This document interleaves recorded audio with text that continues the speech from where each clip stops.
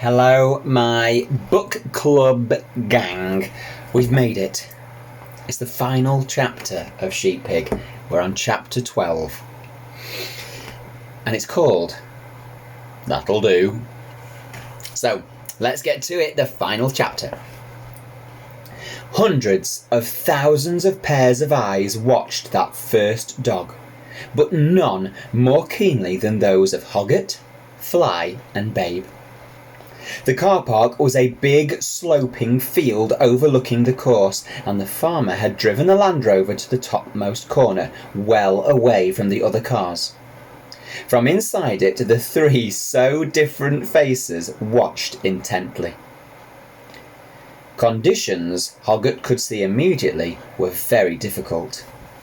In addition to the driving rain, which made the going slippery, and the sheep more obstinate than usual, there was quite a strong wind blowing almost directly from the holding post back towards the handler, and the dog was finding it hard to hear commands. The more anxious the dog was, the more the sheep tried to break from him, and thus the angrier he became. It was a vicious circle, and when at last the 10 sheep were penned, and the handler pulled the gate shut and cried, "That'll do!" no one was surprised that they had scored no more than 70 points out of a possible 100. So it went on. Man after man came to stand beside the great sarsen stone. Men from the north and from the west, from Scotland and Wales and Ireland, with dogs and bitches, large and small, rough-coated and smooth, black and white, or grey, or brown, or blue merle. Some fared better than others, of course, were steadier on the sheep, or had steadier sheep to deal with. But still, as Farmer Hoggett's turn drew near, as luck would have it, he was the last to go, there was no score that was higher than 85. At home, Mrs. Hoggett chanced to turn the sound of the television back up in time to hear the commentator confirm this.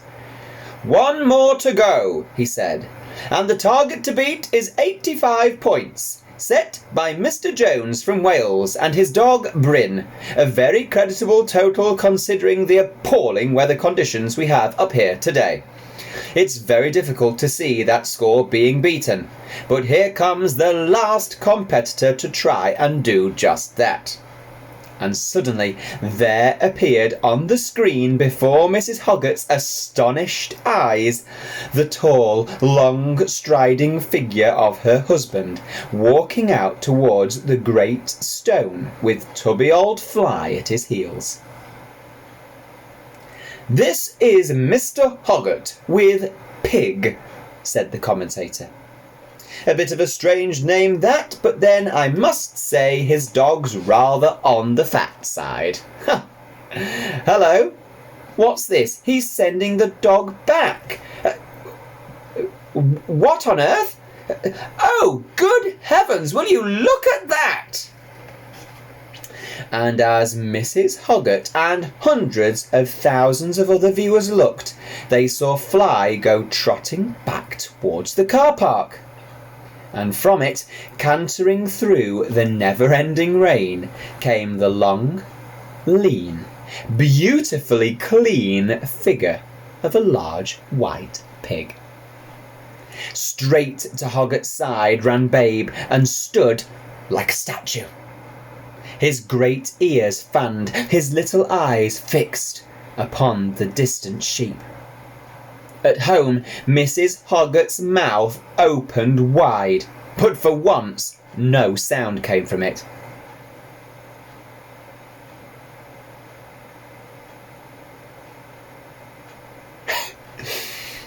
On the course, there was a moment of stunned silence, and then a great burst of noise. On the screen, the cameras showed every aspect of the amazing scene. The spectators pointing, gasping, grinning. The red-faced judges hastily conferring. Hoggett and Babe waiting patiently.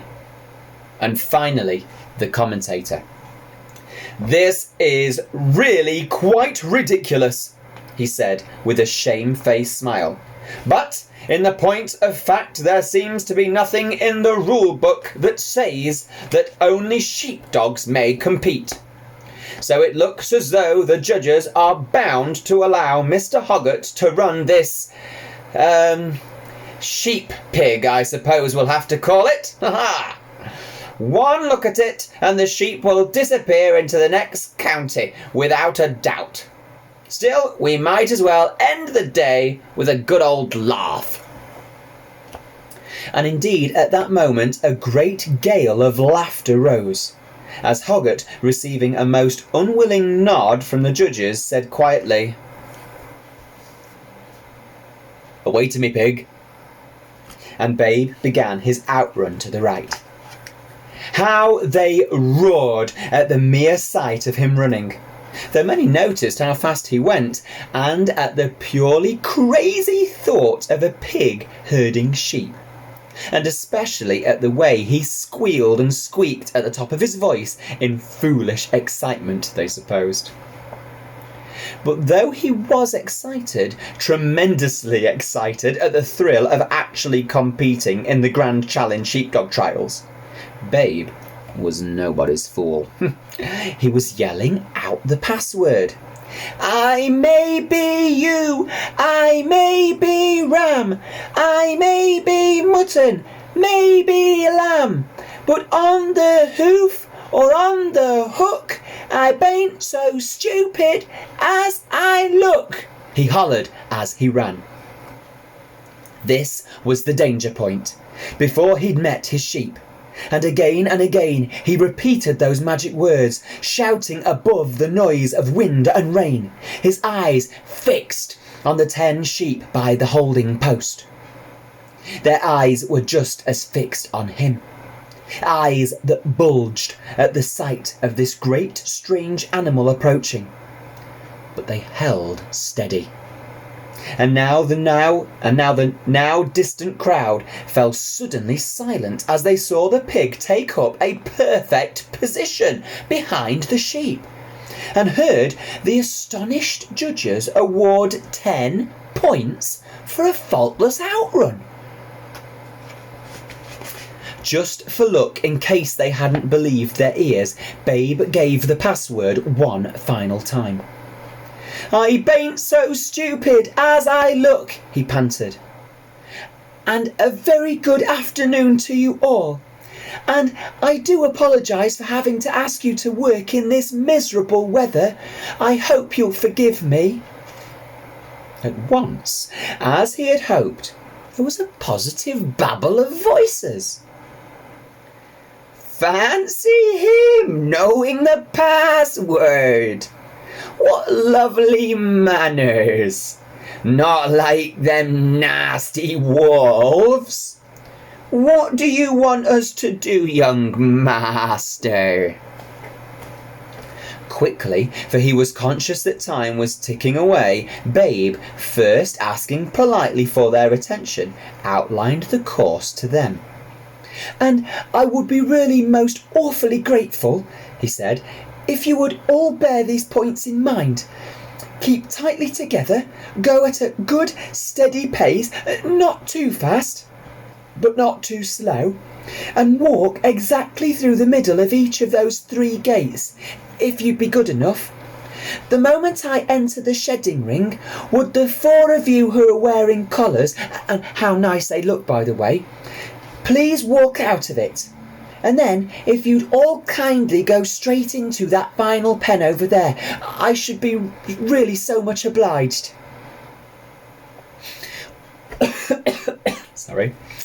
All this talk took quite a long time, and the crowd and the judges and Mrs. Hoggart and the hundreds of thousands of fellow viewers began to feel that nothing else was going to happen, and that the sheep were never actually going to move, and that the whole thing was a stupid farce, a silly joke that had fallen flat.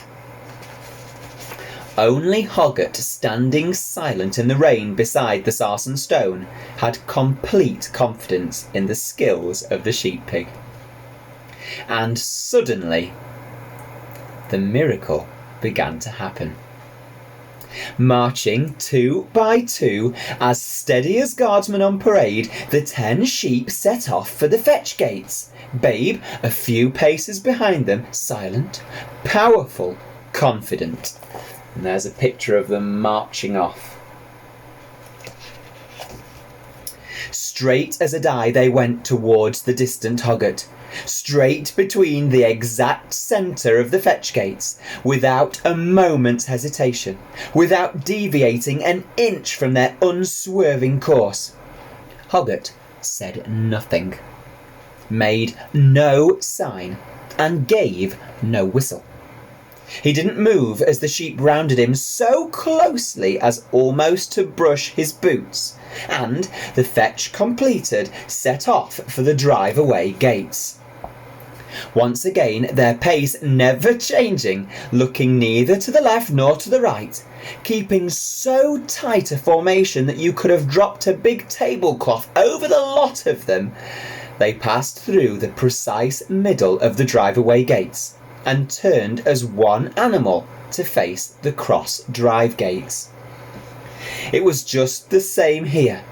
The sheep passed through perfectly and wheeled for the shedding ring, while all the time the judges' scorecards showed maximum points and the crowd watched in a kind of hypnotised hush, whispering to one another for fear of breaking the spell. "Hey, he has not put a foot wrong. Bang through the middle of every gate. Oh, that's a lovely steady pace. And the handler, he's not even said a word. Not even moved, just stood there leaning on his stick. Oh, but he'll have to move now. You're never going to tell me that that pig can shed 4 sheep of the 10 on his own." The shedding ring was a circle perhaps 40 yards in diameter, marked out by little heaps of sawdust, and into it the sheep walked, still calm, still collected, and still waiting. Outside the circle, Babe waited, his eyes on Hoggart. The crowd waited. Mrs. Hoggart, mouth open, waited. Hundreds of thousands of viewers on telly waited. Then, just as it seemed nothing more would happen, that the man had somehow lost control of the sheep pig, that the sheep pig had lost interest in the sheep, Farmer Hoggart raised his stick, and with it gave one sharp tap upon the great sarsen stone, a tap that sounded like a pistol shot in the tense atmosphere. And at this signal Babe walked gently into the circle and up to his sheep. "Beautifully done," he said to them quietly. "I can't tell you how grateful I am to you all. Now, if the 4 ladies with collars would kindly walk out of the ring when I give a grunt, I should be so much obliged. Then, if you would all be good enough to wait until my boss has walked across to the final collecting pen over there and opened its gate, all that remains for you to do is pop in. Would you mind doing that, please?" "Arr," they said softly, and as Babe gave one deep grunt, the 4 collared sheep detached themselves from their companions and calmly, unhurriedly walked out of the shedding ring. Unmoving, held by the magic of the moment, the crowd watched with no sound, but with a great sigh of amazement. No one could quite believe their eyes. No one seemed to notice that the wind had dropped and the rain had stopped. No one was surprised when a single shaft of sunshine came suddenly through a hole in the grey clouds and shone full upon the great sarsen stone. Slowly, with his long strides, Hoggart left it and walked to the little enclosure of hurdles, the final test of his sheep herding. He opened its gate and stood silent still, while the shared animals walked back into the ring to rejoin the rest. Then he nodded once at Babe. No more than once, and steadily, smartly, straightly, the 10 sheep with the sheep pig at their heels marched into the final pen, and Hoggart closed the gate. As he dropped the loop of rope over the hurdle stake, everyone could see the judge's marks. 100 out of 100. The perfect performance, never before matched by man and dog in the whole history of sheepdog trials, but now achieved by a man and pig, and everyone went mad. At home, Mrs. Hoggart erupted like a volcano into a great lava flow of words, pouring them out towards the 2 figures held by the camera, as though they were actually inside that box in the corner of her sitting room, cheering them, praising them, congratulating first one and then the other, telling them how proud she was to hurry home, not to be late for supper. It was shepherd's pie.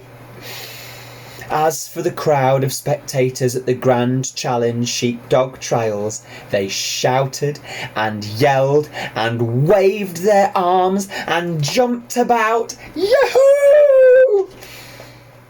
Whilst the astonished judges scratched their heads and the amazed competitors shook their heads in wondering disbelief.